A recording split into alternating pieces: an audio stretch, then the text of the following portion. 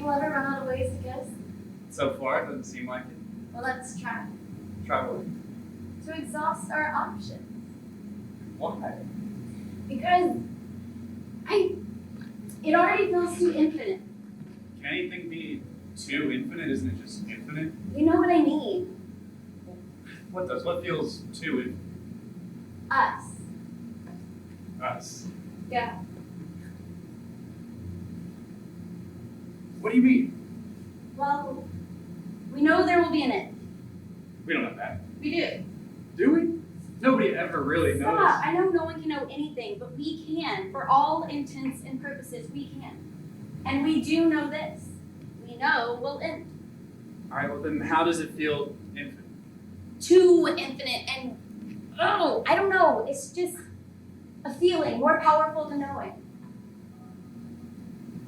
There's just always more with you. And that's bad? Yeah, well, maybe. Why? It's the paradox of it. The simultaneity of a known ending baked into a beginning that, as they say, whoever, I don't know, they are, an infinity held in one hand. 2. 4. Your face is a paradox. And yours is a sheet of white paper that I want to crumple. I thought you liked paradoxes. Aphoria, Dickinson's business of circumference, negative capability. Yes, I do. In theory. I like to bring myself there when I'm reading or when I'm writing, but it's one thing to study it, it's another to live it. Then stay with me. In us. For now. I have no choice.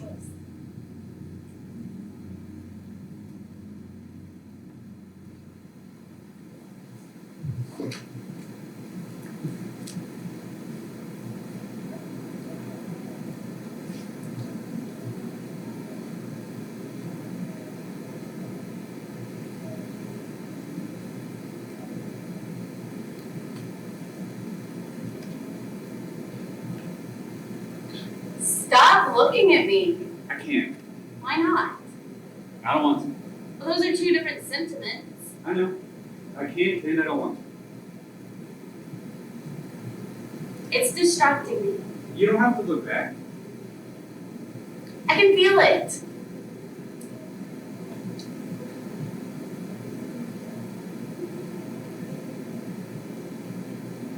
Okay. Actually, I don't want you to stop. Good, and I won't.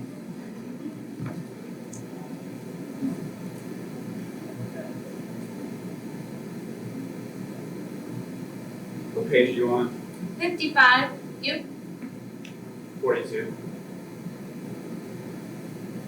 It's making me want to reread Camera Lucida. Why? Well, Barth writes about how photography at its heart implies that has been of a subject. And I think of the moment in time that subject posed, whether intentionally or not, and the position captured by the photograph. Because that moment, the subject in that moment decidedly existed. It happened, and the photograph is evidence of that. But that evidence rubs uncomfortably against our understanding that nothing is real and nothing has ever really existed. Not really. I mean, maybe I'm getting it all wrong, that's how I remember it. Like, photography desediments us, even as it makes us aware of the fact that the sediment is in fact there.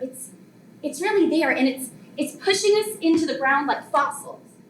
So I think about Louise Ellie when she wrote about documentation, whether that be through writing or sound archiving or taking a photo, as, here, wait,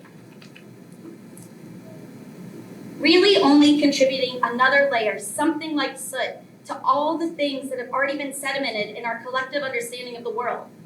And I just wonder what Barth would have to say about that.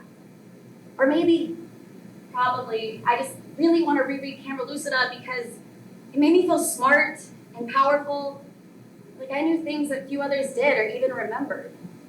I wish I could look in your mind. You can. How? Come here.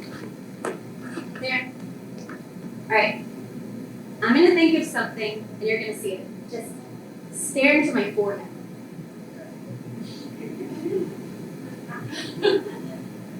Look at your eyes instead. All right. I'm gonna count backwards from 4. You ready? Mm-hmm. All right. 4, 3, 2, 1. Did you see it? Yes! What was it? It was us on a mountain. See? I told you. Show me more. No. You have to be patient. All right. I'll wait as long as I have to.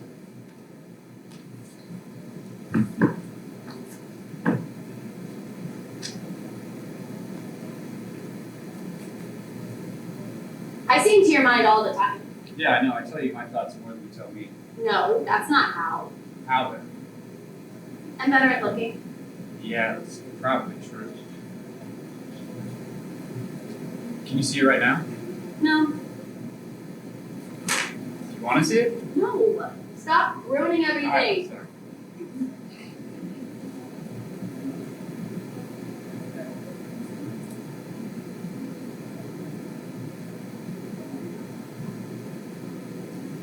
I can see you behind his equipment. How do you say that? Because you have to place yourself into everything. That's how you work. You enter a scene and you stand in the middle of the room and you expect the experience to move around you. You have to be at the center, or you want to be. You like that about me? Sometimes. Other times it makes me wonder if you're a co-author, an invader. I wonder that about myself sometimes. Good. But that's not really it. I don't always have to be at the center. What is it then? I just like observing from the inside. But doesn't that mean you're always invading? What if the person who's seen you're invading doesn't want you in it? What if the shadow you cast over that person's experience detracts from that experience for them? I try to be aware of that. I try to stay small. You don't know how to be small. Yeah, you're probably right. You're always right. Not always. No, not always. You're right. So what, then you see everything from the outside? No, not always. When? When the view is better from there, or when there's no room for me, or when I'm not wanted. Everybody would always want you. Come on. Okay, then when do you know you're not wanted? I just know. How do you not know? I don't know. No one's ever told me to leave. That cannot be true. Yeah, you're right. I leave them told. An invader should not have to be told when they're invading. By the time you do, tell them, that is, the damage may already be done. The experience changed. You're right. Stop saying that. But you are, and I'm a giant invader. Will you stop? I don't know, I can try. Have I ever made you feel invaded? Of course. But I feel invaded often by many people. Why? I guess I'm protective of my scene. If I let other people in, sometimes I'm afraid that, I don't know, it'll be stupid or it won't play out right. Invaders make me aware of all the flaws in my experience. I don't know if I believe an experience can be flawed. I don't know if I believe that either. Maybe I'm just bad at sharing my space, or maybe I don't trust my space and I don't want to risk implicating others in the potential for just chaos that implies.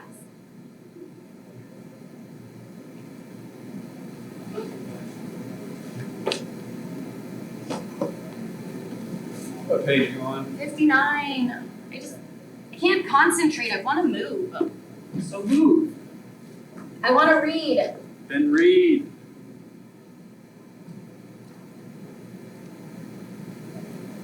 I like this. Supposedly from a journal of Zontags. The parting was vague because the separation still seems unreal.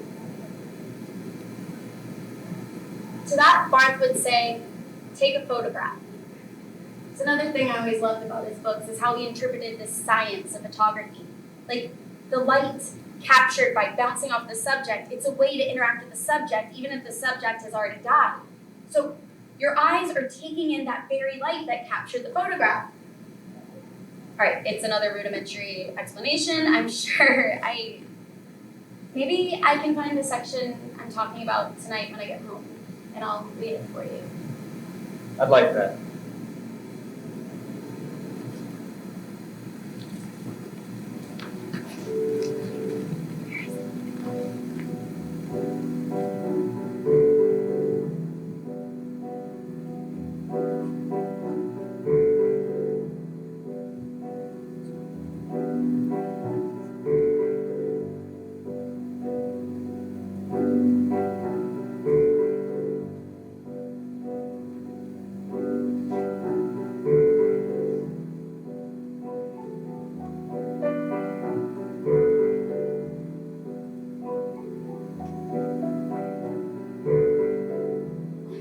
You're here. You did it. I told you I would. No, I didn't. I told you. What's over there? Where? Those lights over there. Yeah, I see him. Well, that's never been here before. There's never any lights except for the moon and the star and sometimes the sun and very rarely a large celestial body that I can't identify. But that's only here as a signal that something big's about to happen. It does ever happen. It's happened a few times, but a signal is a signal. Signifier. Sure. What are those lights? Let's go see. It's a city. Yeah, I thought so.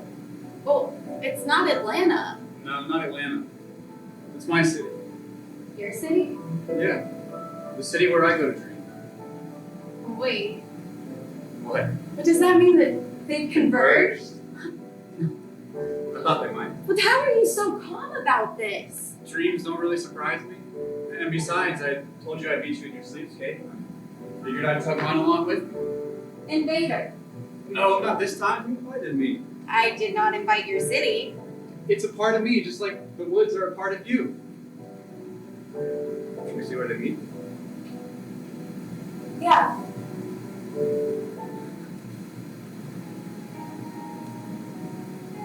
Whoa, Yeah. it's the sea. It's beautiful. Yeah. Should we try to cross? Of course.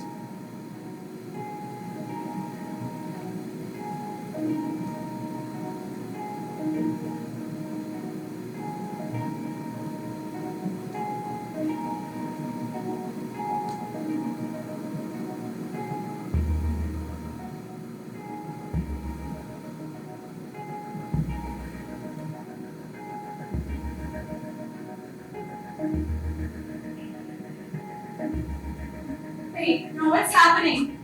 Where's my forest? Oh, I'm scared. Stay here a moment with me. Here, hold my hand. There's nothing. Everything. Yeah. You still scared? A little. But I like it. It's ours. Yeah. Do you think we'd be able to find this place without each other? 'Cause I don't think we would. I don't think so either. Do you think others would be able to find us here? I doubt it. Yeah, me neither.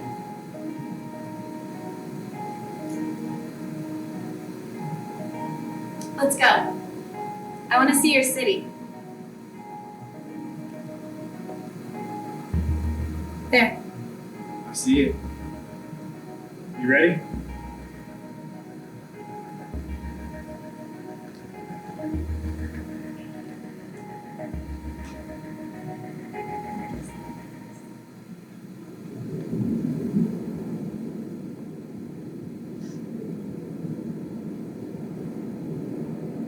The echo of us is strong here, and I want us to reverberate in you while you quest. I want you to make the sound of us so that the ripples reach me. We stood together on this lip, and I thought I might tip forward and fall. I almost wanted to. And I knew then that if I fell, I'd need you to fall too. Maybe we did.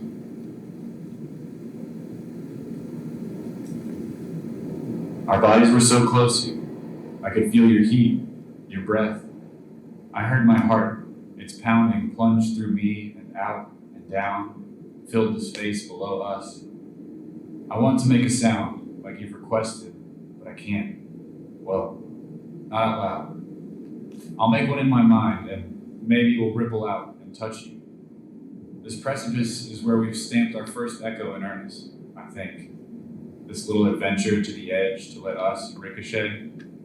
Once we stepped up to it, there was no walking backward. Is that why you picked this spot?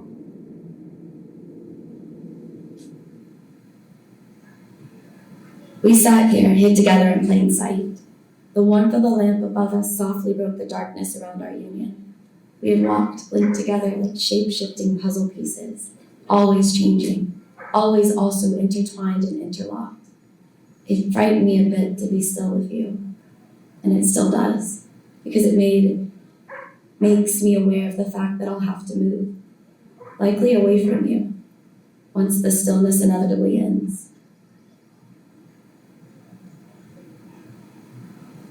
I can still see the light above casting shadows on your face and drawing sparks from your eyes as you sat against me, facing me, letting everything move gently around us for once. I wish I hadn't stopped kissing you to squirrel glance at cars passing through the night. I wish I had told you then and there that nothing matters as much as tasting you and letting you taste me, as being still with you.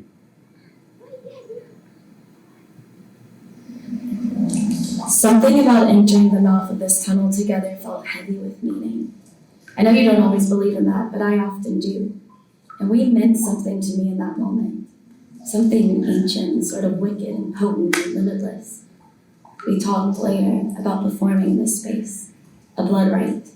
I would open myself and you would drink me in, and nothing would ever be able to separate us after that.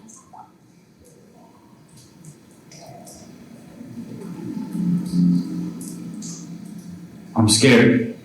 This place is haunted, I'm sure. Whoever cast our spell has easy access to us here. I'm scared, but I like you. I feel fucked up and full of you and alive. If they take me now, I'll go willingly. I'm braided into you as I stand in this passage. So let them take me. Nothing can tear me from you. I like to think that the dead, these dead in particular, but maybe all, because maybe all the dead are telepathically connected, like in Pedro Paramo, are cheering us on from below. They felt us fight here once, and that piqued their interest. When we returned, we were in rapture. They felt that too.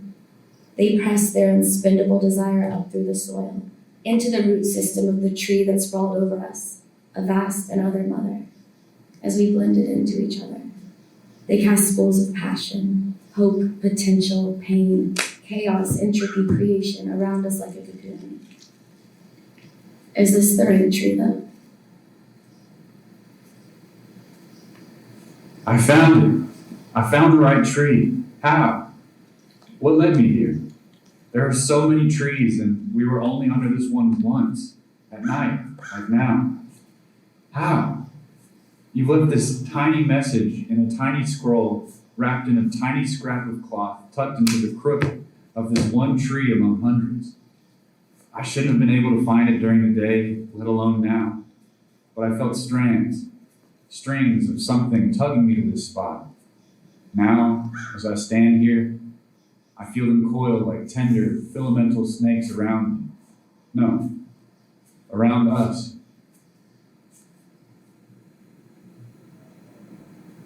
It was cold the night you showed me this spot. You held me against you and we watched the city glitter below us. None at the tips, but blazing where we met at the core. Walking here, arm in arm. We were told that we look beautiful together. We do, it's true. No one has ever looked as beautiful with me as you.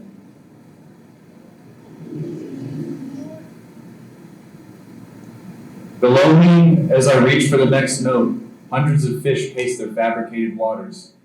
Do they wonder about life past the glass? What if we could show them the million winking lights that surround them, just outside the walls that keep them wet and warm and breathing? What if we could make them understand how many beautiful things exist just beyond?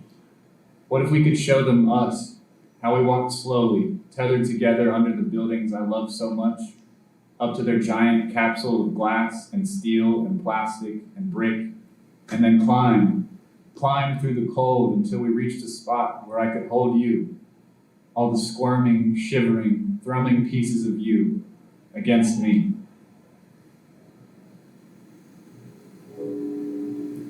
At last, of course it had to end here where it began. You came to sit with me while I ate cherries. You talked a lot, and I listened. At first it was always like that. It was. And I'm glad it was, because if it hadn't have been that way, I'd have fallen for you much too quickly. As it was, after the first time, I found myself hoping you'd show up each time I waited out here, despite the talking. You gnawed a bit of red flesh for me, and I liked the raw patch you left, the dull, pulsing ache. It irritated me and intrigued me. It made me want to bite into you too.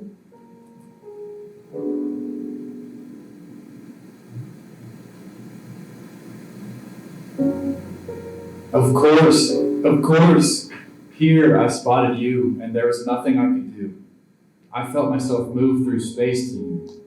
I'm sure there were thoughts, the kind that I'd never admit to you now, how you lecture me. But overwhelming all of that was the pull, that unfathomable pull of us.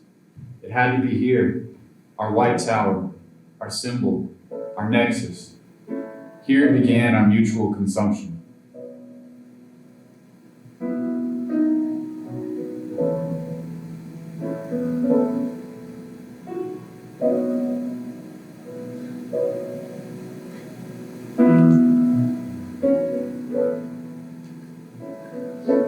You're here.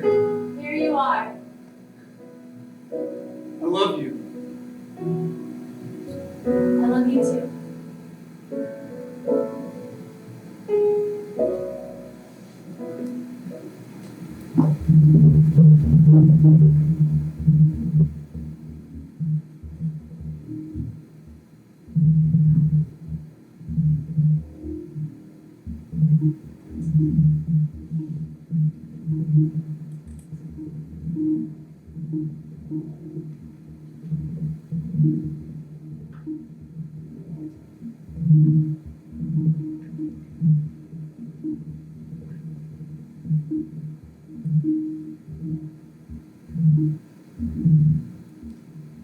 You think we're gonna be okay? You and me? No, goddammit, no, us, humans. I don't know. Yeah, you neither. It's not looking good out there. No?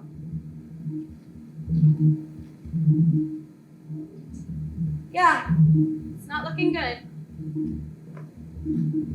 You used to talk about death as a friend. So cavalier. Not much of a theory though now, is it? Not reducible to text. It's everywhere now, and it sure doesn't feel like a friend. Please don't be mean, not now. I know, I'm sorry, it's just so bleak. You wanna know the worst part? Yeah. I know I'm gonna survive. I have no doubt in my mind that I'll make it through. I will too. Well, that I'm glad for. Alright, it's closing in. Where will you go? Me, I'm going where you go. Don't you think that's something we should discuss first? Right, I'm sorry. I want to go where you go. Please, let me.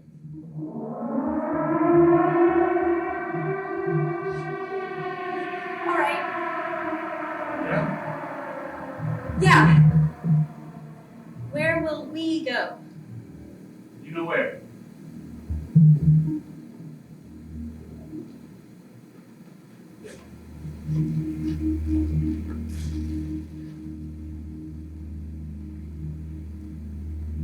We're here. Wait, is this?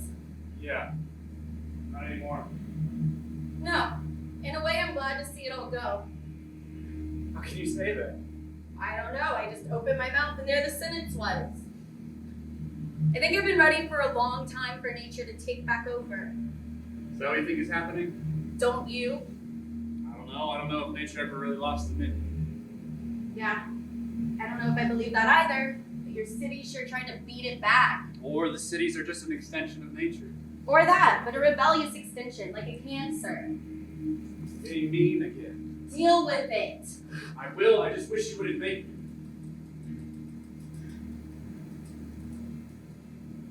This way. I don't like having to follow you. I know, all right? But I know these streets better than you do. Fuck these streets, fuck this city, man. Let it burn. You don't mean that. I do, we deserve this. Us? Fucking no. Not us, humans. A few hours ago, you were lamenting all the death and lecturing me about how I find comfort within the notion of it. Yeah, I was, and now I'm saying we deserve it. How much longer? I don't know. If we use the path I used to find you, then we'll get there eventually. How do you know that? I don't know, goddammit. I'm doing the best I can, though.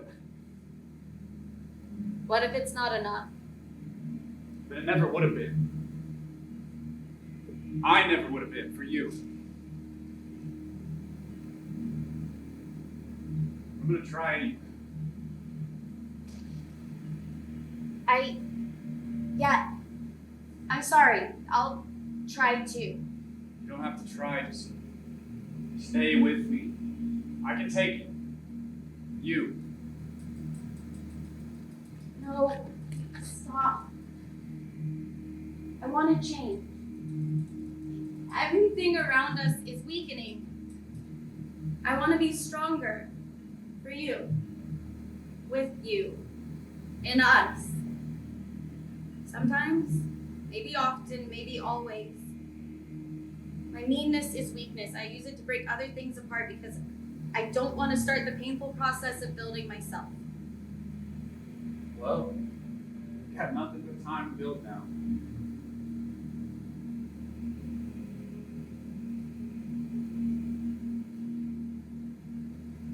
It's time this stone made effort to flower. Time and rest had a beating heart. It is time. It were time. It is time.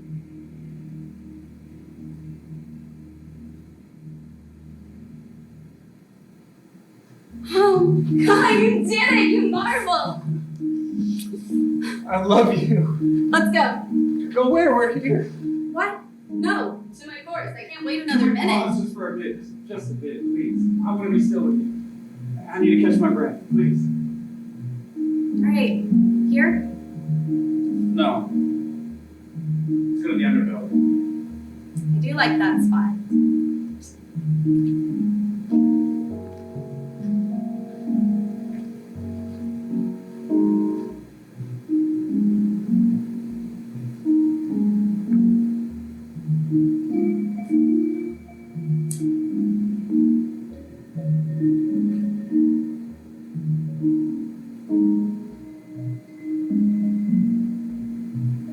What if it finds us here? It won't. I won't let it. But it's still a city. It may be yours in a way, but it still functions like a city, and you saw where that function got us back there. It's an empty city, and it doesn't belong to me. It belongs to us. Thank you. That's very generous of you, but it will never belong to me, not really. And it may appear to be empty, but it's not. You have to know that. The city can't be empty. It teems with ghosts. Ghosts didn't cause the world to end. Didn't they? Wasn't it maybe the weight of so many ghosts? Isn't it possible that the ghosts began to outnumber the living and decided to take over? It's possible, yeah. Please, let's go to my forest. I'll feel safer there. We will be safer there. The end can come for us here, it can come for us there too. But it's less likely. I don't care. I need to be there. Please.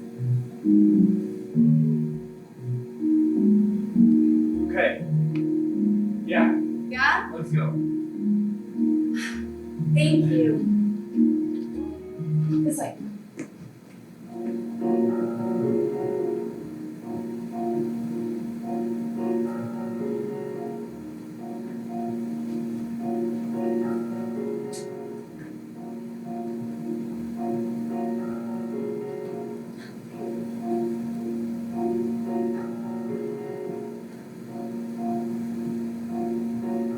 The lookout. Come on, let's go to the lookout. Yeah, but I like it here. The screen, and all this moss, and these mushrooms. Oh, grab those. We can eat those. We need to forage when we can, but we've got to move. Everything is so alive here. It's so much contrast. It's beautiful contrast. Aren't you glad we came? I'm glad to be here with you. And when we get to the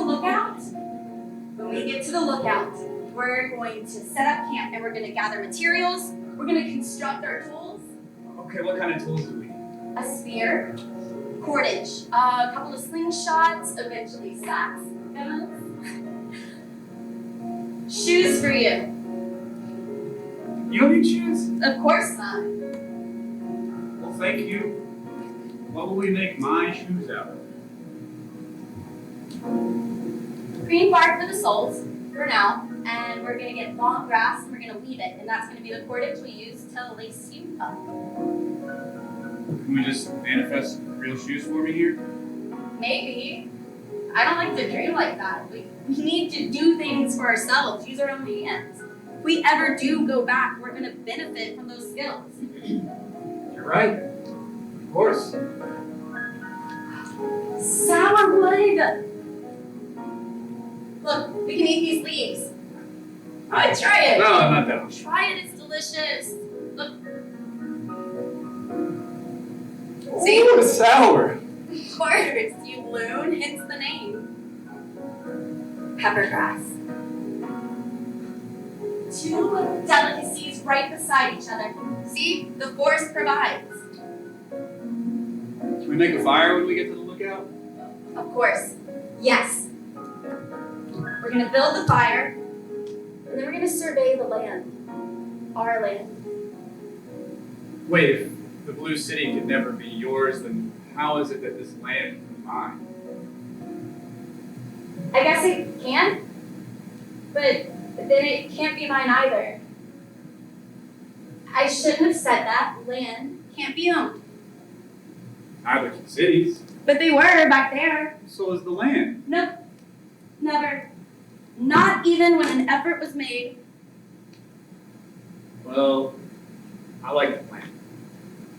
Fire, us, the land below, sourwood and peppergrass. And a fish.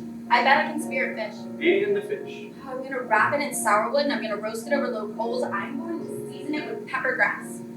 That actually sounds delicious. It will be. I never want to leave this place. I know. Never have. And now nothing can make me.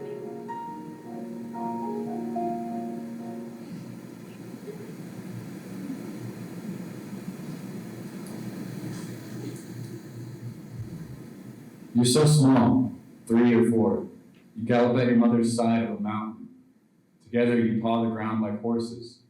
Your mother stops to point at a plant, tells you its name, snapdragon.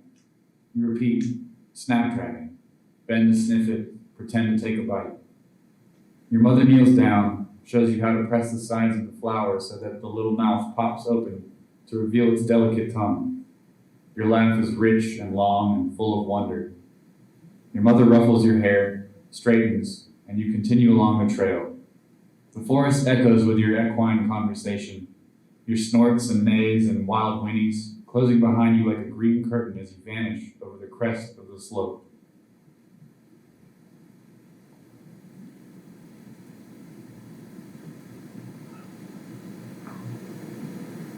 A dull crunch. The window shatters into the living room, and you look up from the kitchen knife you hold against your wrist in warning. Through the splintered glass, your brother's face, determined, taut with fear. Then his blood, vivid, blossoming from a gash on his forearm.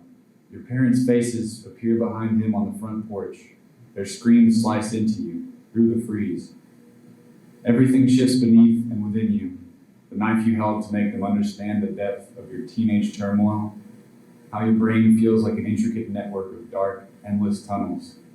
Slips from your hand and all you can see, suddenly, is the metal line clicked into place on the dial, locking your mother and father and bleeding little brother out of the house.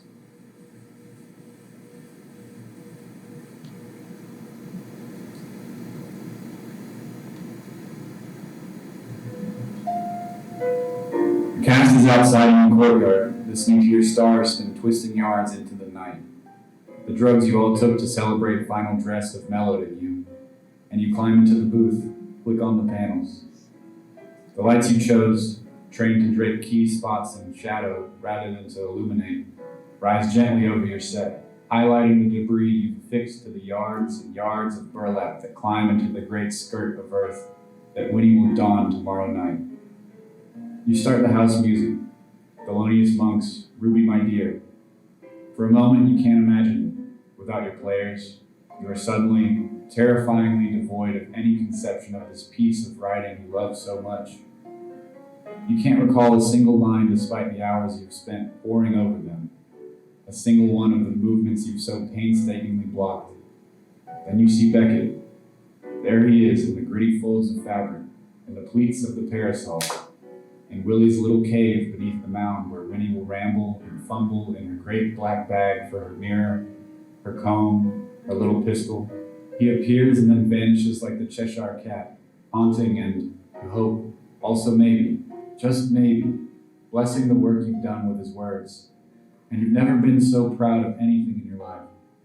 And you don't know if it will be good, your lead is a mess, oh, a brilliant one. And you are all too young and too wrapped up in the preoccupations which lead most people to the dull, habitual desperation that engulfs the characters in the play. But, sitting there in the booth, you know you've conjured him. You've done at least that much.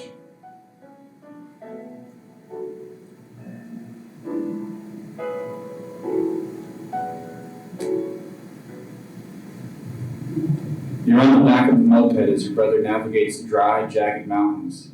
Excitement for the evening's San Juan festivities swells in the nearby towns and cities. Alicante, Altilla, Finestrat, Villajoyosa, and your stomach flips in anticipation. You'll make a bonfire on the beach, wrapped in the quilt of mismatched friends you and your brother have stitched so quickly during the adventure you're on together here. You smell the sea on the hot air. Even out here in the mountains, it permeates this region of Spain like a ghost. And imagine the food, the wine and liquor, the hours and hours of heat and talk to come. You'll jot down that which you hope to burn off from your life, leap drunkenly over the flames. At some point, lit by the moon and hundreds of beach fires, you'll strip down to your underwear and crash into the Mediterranean. But now, soaring past Puig Campana, you're away from the water and the people and the glittering seaside town. All the variants of gray and brown sweep by, and you imagine dinosaurs raising great heads over the olive trees. You feel deep in the marrow of your bones, where you are still fully animal. A dinosaur battle breaks out on the crest of the Puig, and a chunk of rock swings out like a giant tooth to sail through the air and land just off the coast of what is now Benidorm in the roiling sea.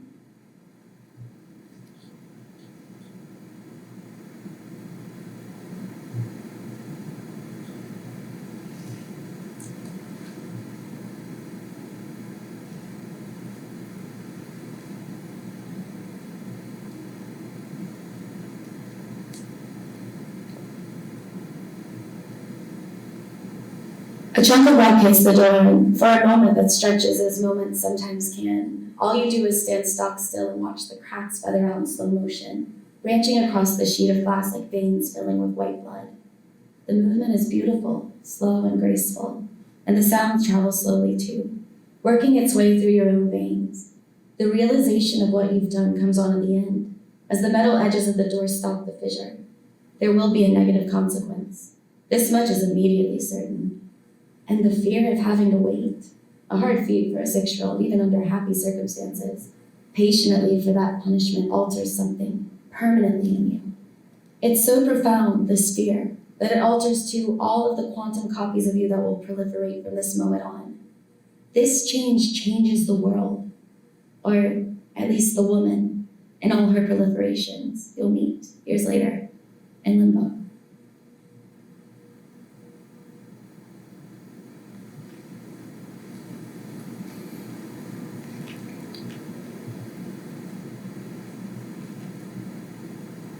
In your blue room, you try to read, but you can't focus.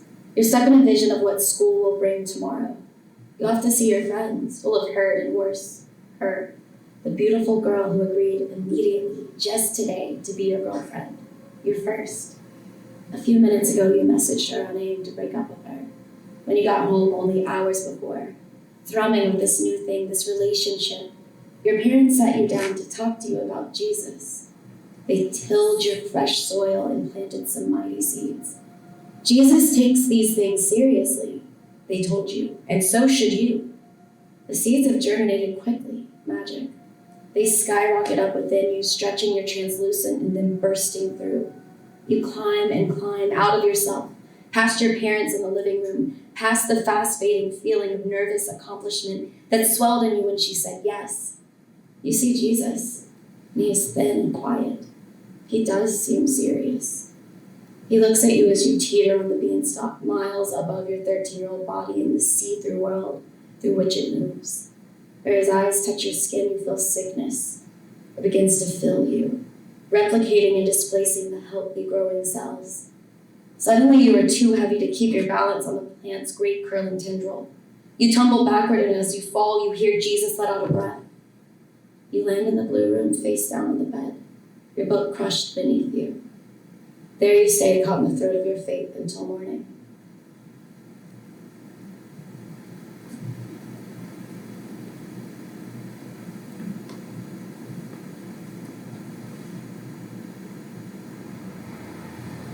The vast scales of the skyscraper which rises before, above, and somehow also within you send shards of sunset skittering across the skyline. Standing there, witnessing the show of the sinking sun against the myriad of reflective materials, you are made minute. Your long limbs, your pounding heart, and the breadth of your awe are all dwarfed in size by the skyscraper, the sun, and this spectacle they make together, but magnified in potency by the act of contraction. You point your machine, press your eye against its eye, and the edifice shrinks into the rectangular frame. You click, and both the image and the experience are sucked into relative immortality. Somewhere inside the camera, a hum in your hands, a digital impression of the phenomena which have just transpired. Your vastness collapsing down to a tight, dense speck in the face of a sun-streaked skyscraper. The building itself zooming in to fit within the viewfinder, tucks itself quietly into unfathomable storage.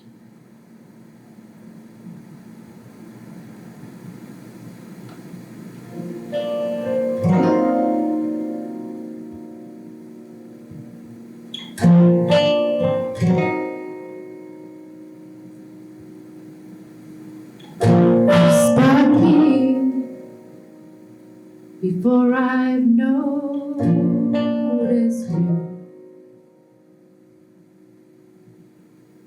the base of a white tower,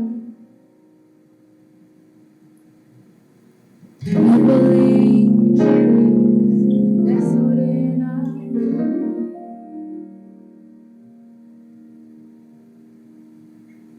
Hurry into our vision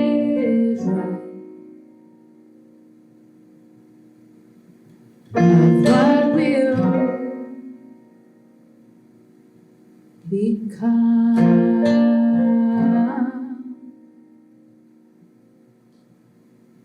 The whole expanse of us cradled in wonder.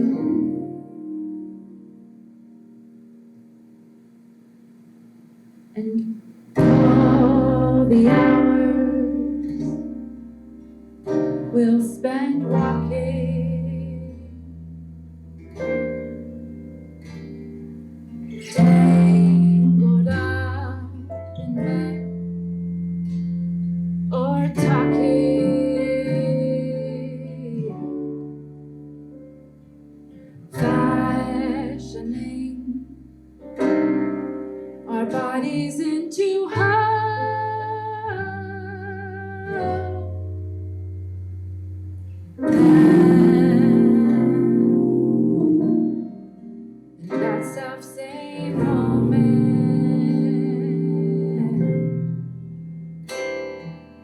see us break from our orbit.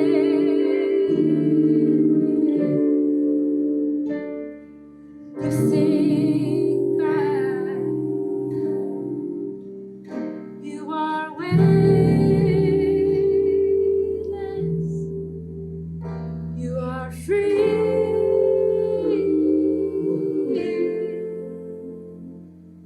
And all the time to stroll your city, sip your coffee, your fantasy, space around you, yours again,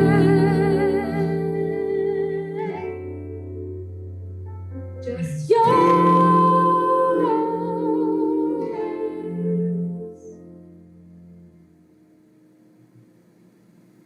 and me. I grow steady smaller as I slip into my space, a wilderness where I can be alone. You blink and inspire me. One last time, a red blur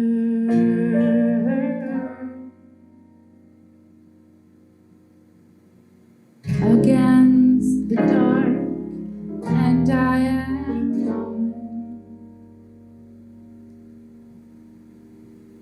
But still,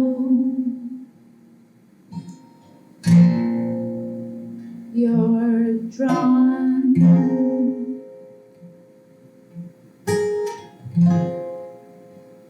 to sit beside me,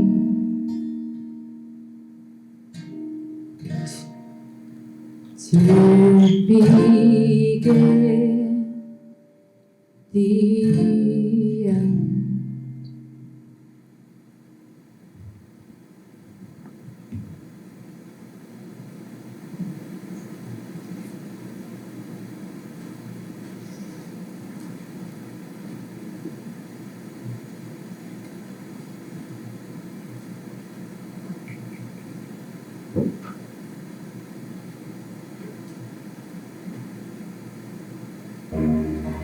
Towers drip into the sea of the sky. All the many moving parts stream past. A blur of glass spills light over you, your open mouth a break in the blue. I blink to keep you caught against me in the whirl of the throat of the city. I blend with you in the wind, and everywhere windows open.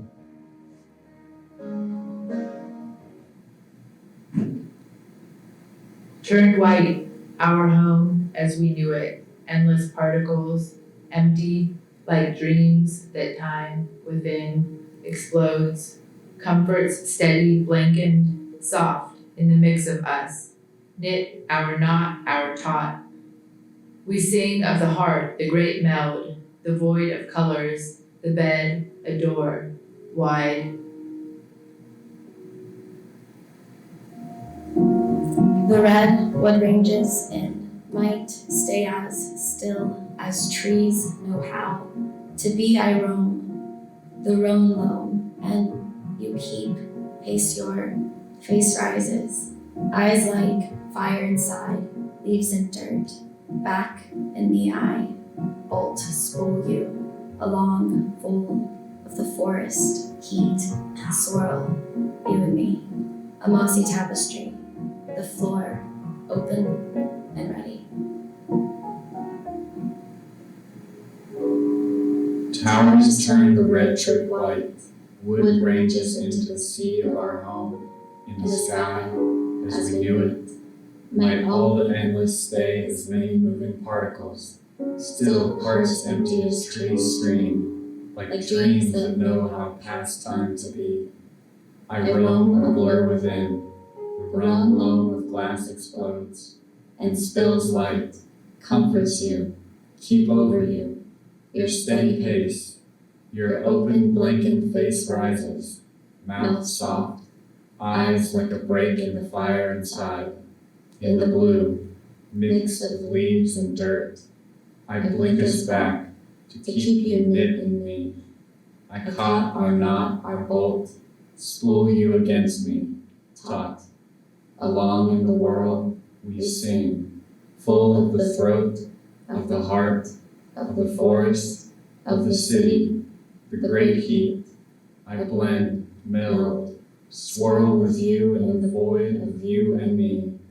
The wind colors a mossy tapestry, and everywhere, the bed, the floor, windows, a door, open and open, wide, ready.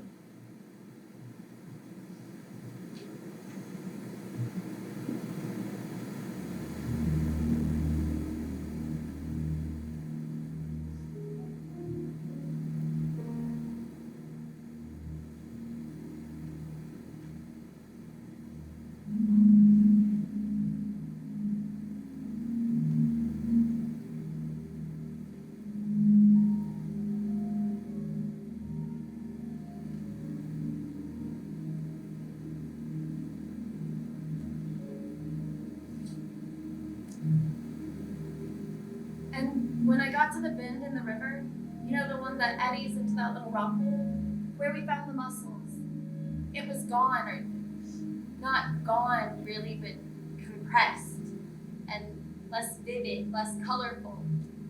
Like the whole space around the edges had gone milky.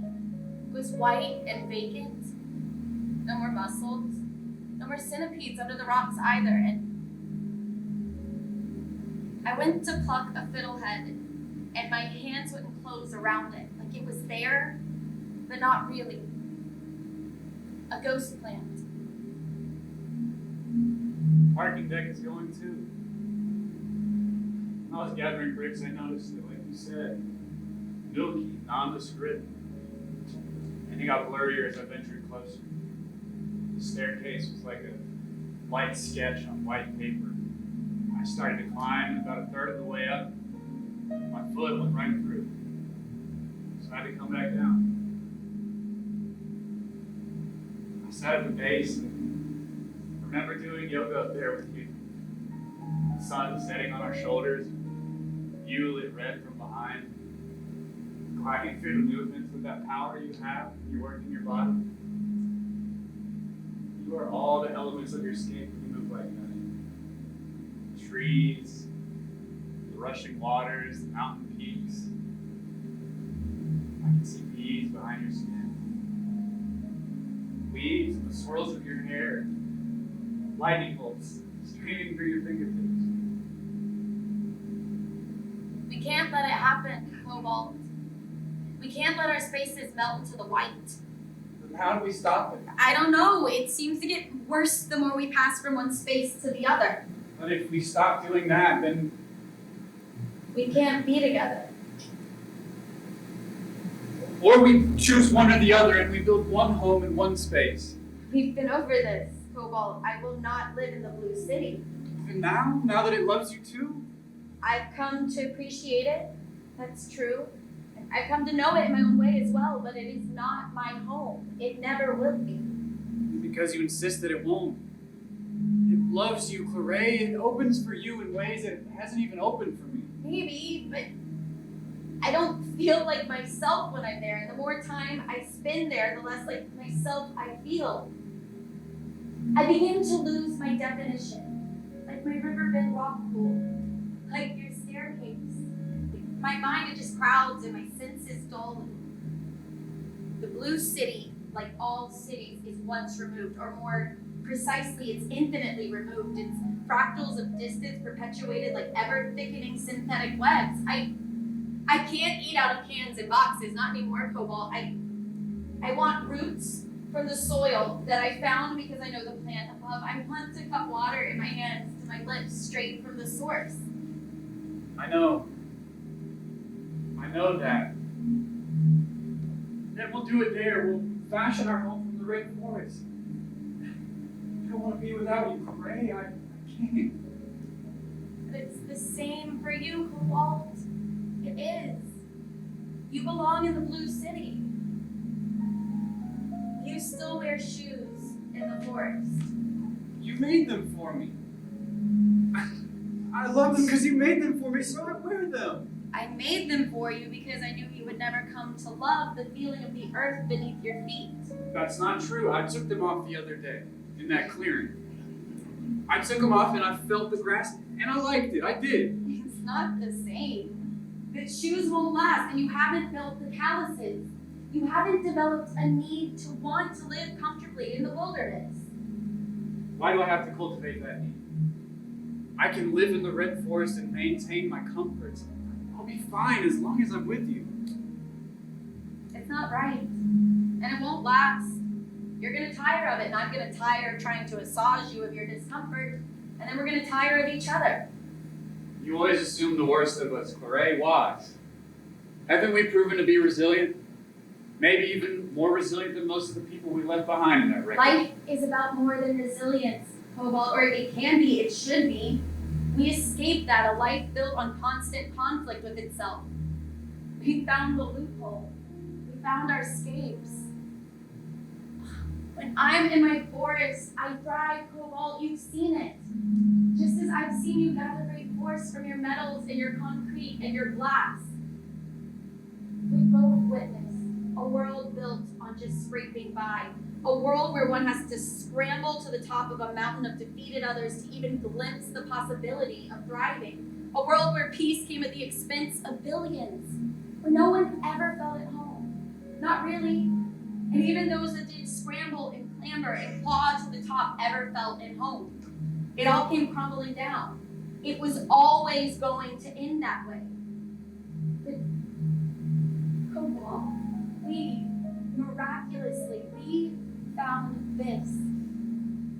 Our own private oases.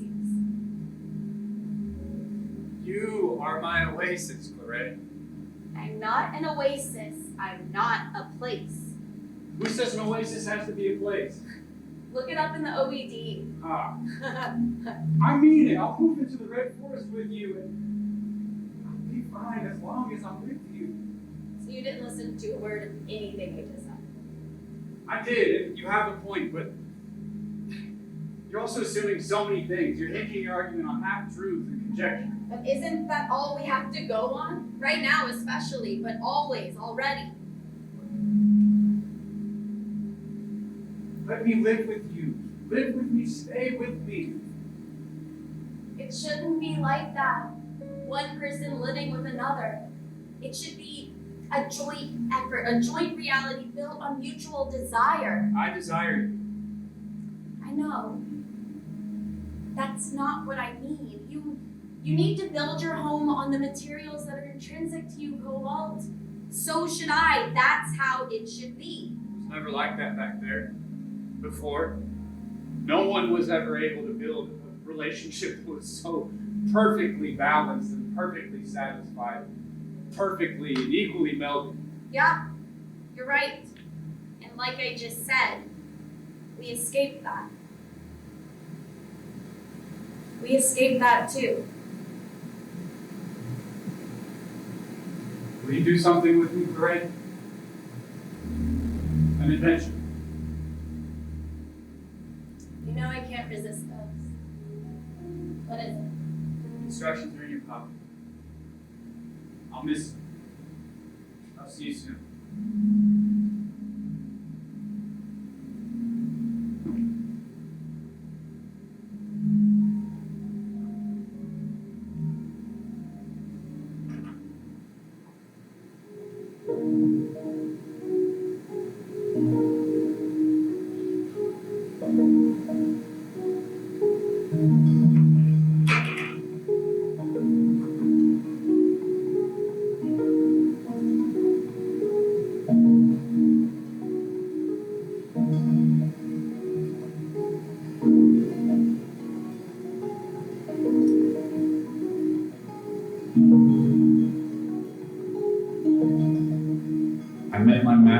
base of a tall white tower. Through our unique The escape. branching cables of my brain pulled together in an instant, fixed on the skull. Always toward one another. For a while, our meeting made us forget. For once, maybe for the first time ever, the electricity that powers me coursed through in one unbroken stream. Mixed up in each other. I wanted to do nothing but devour this person, to let myself be devoured in return. And so that is just what we did. I couldn't We feasted. and did not want to pull my focus from this creature who my whole being knew We was grew heading into each to me. other, grew together a bond and a And I don't know, never know anything, not really.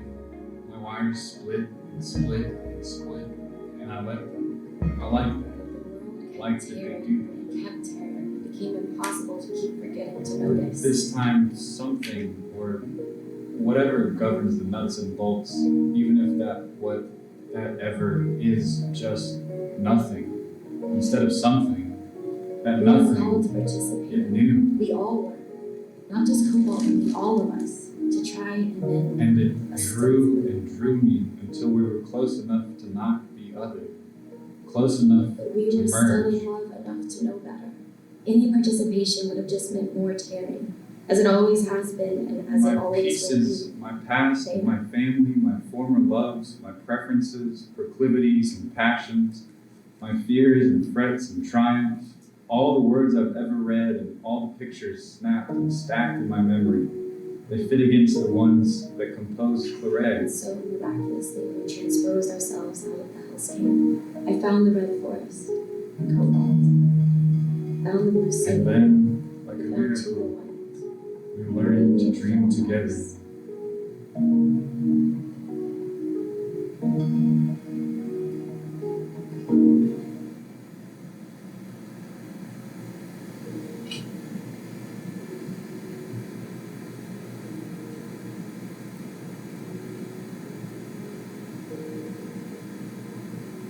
Don't go, please.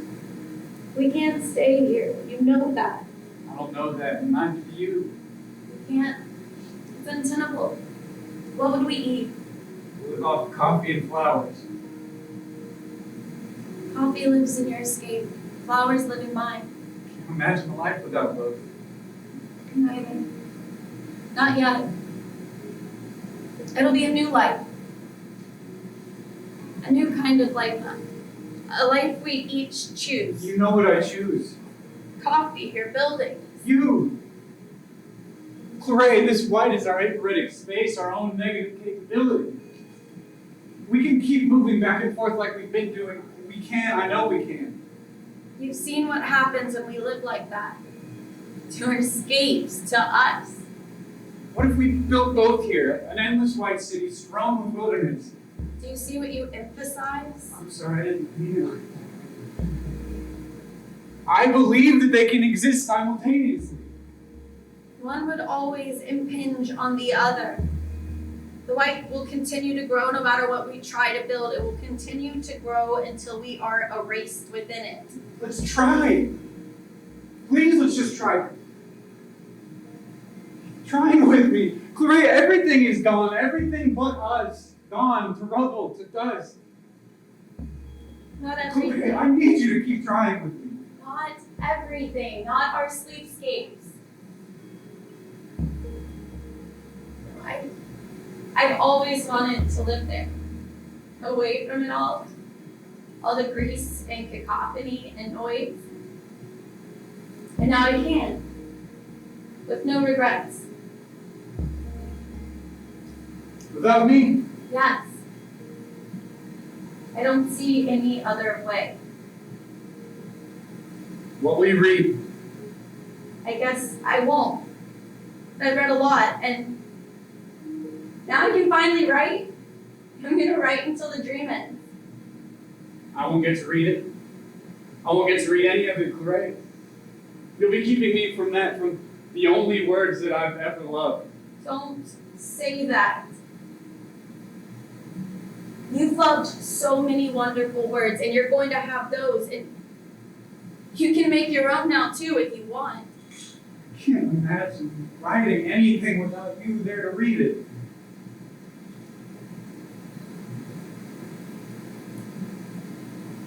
I'll never stop coming back here to our white. To wait for you, never. I don't think it's gonna be here for long. I think it needs both of us. Both for You us. don't know that. You don't know that, and I don't know that, and the white might not even know. That much we do know. We've always said that. This is stupid. This is wrong.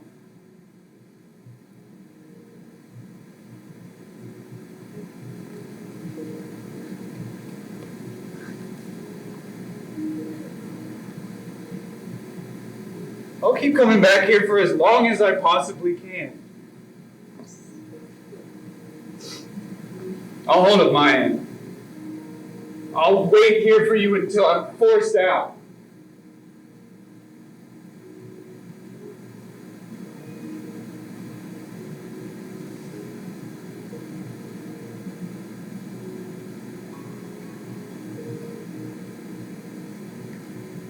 Be good to your city, COBALT. To yourself. I love you, CLARET.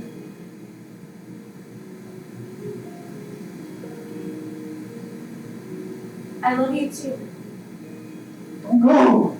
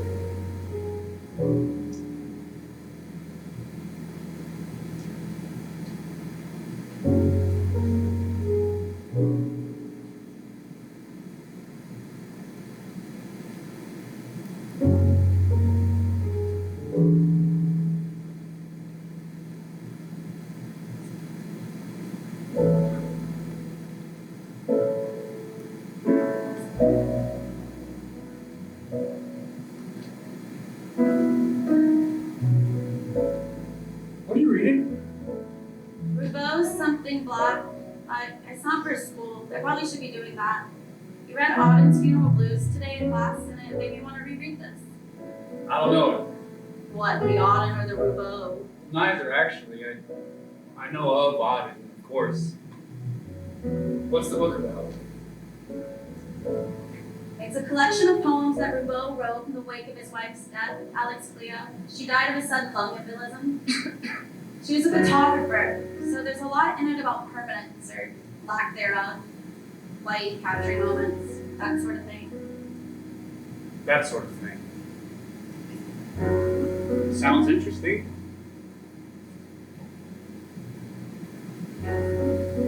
Is it? Is it what? Interesting. Yeah, I think so. It's heavy, sad, but there is a progression to it. You see him kind of sink and then rise again through the pages.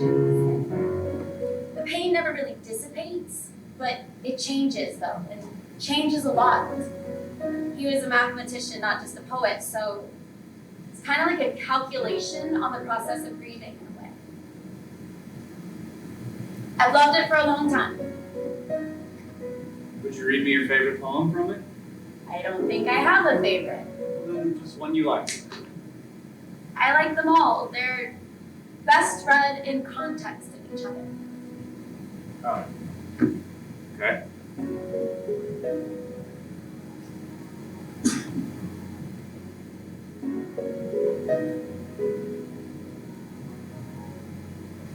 What if you just flip to a random page and read me that? Okay.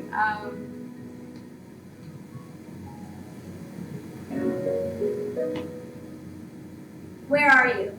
Who? Under the lamp, surrounded by darkness, I spread you out. In 2 dimensions, night falls under the angles of light like dust. Image without substance, voice without body. The earth drugs against you. The world from which nothing separates you now. Under the lamp, at night, surrounded by darkness, against the door. That is sad. And interesting. You're right.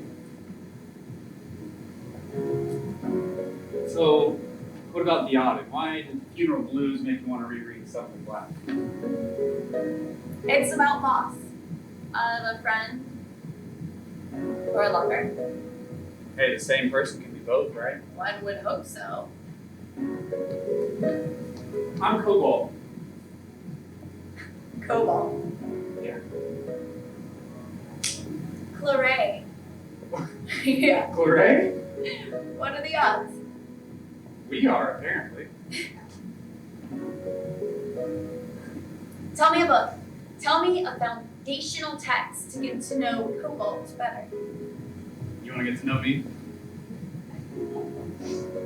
I don't know. It depends on the book. Well, that's a lot of pressure. As intended. Oh, I'm doing my thesis on Neil Gaiman's Sandman. Not exactly a book, but 75 issues of a pretty fantastic comic. Yeah. No, I heard of Sandman. What makes it so fantastic? Well, it's a metropolis. How so? So Gaiman has built one giant city to house so much myths, lore, literature from all over the world, and a cast of characters spanning human history, and then the godlike embodiments of 7 beings that drive existence: destiny, desire, despair, delirium, destruction, death, and dream. And dream is, in most ways, the protagonist. All these many and varied stories are able to exist in this one metropolis because Dream and his realm are at the heart of it all. The nexus. Wow. Yeah. No, that sounds fantastic. I'll read it. You can borrow my volumes. It's a lot, an undertaking. An adventure. I'm in. I'll bring them here next week. Okay. Yeah. Cool. I will bring something for you as well. Something black. No. Already had a taste of that. Save that for when you're going through a loss. It'll both help and hurt. I found them to be a powerful combination of contradictory forces. Yeah, me too. Okay, then what are you going to bring? A children's book. My favorite. The 11th Hour by Graham Base. If you like art, you're really gonna dig it. He illustrates it himself gorgeously. And it's a puzzle.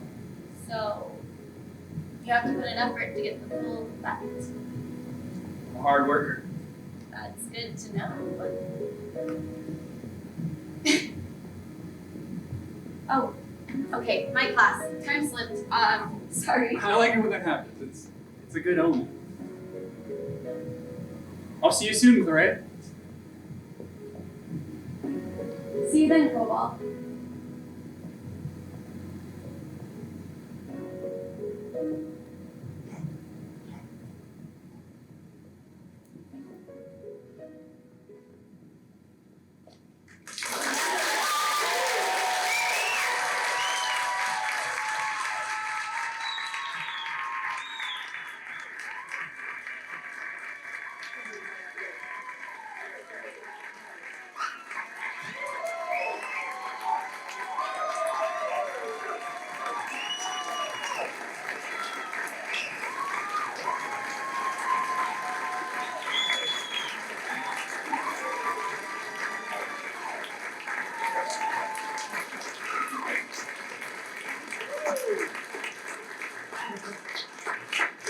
Okay, I'm just gonna say a few things quickly because I'll make it emotional and I hate speaking in front of people. I thanked everyone who needs thanking in the program, I think, so read that. But thank you all again. And then obviously thank you to Windmill Arts Center for having us here and for Fly on the Wall. This has been like incredible. Thank you so much. And then I also just wanted to say, I would be remiss if I didn't say, Daniel has been with me on this project from the jump, and it would not be what it is without him.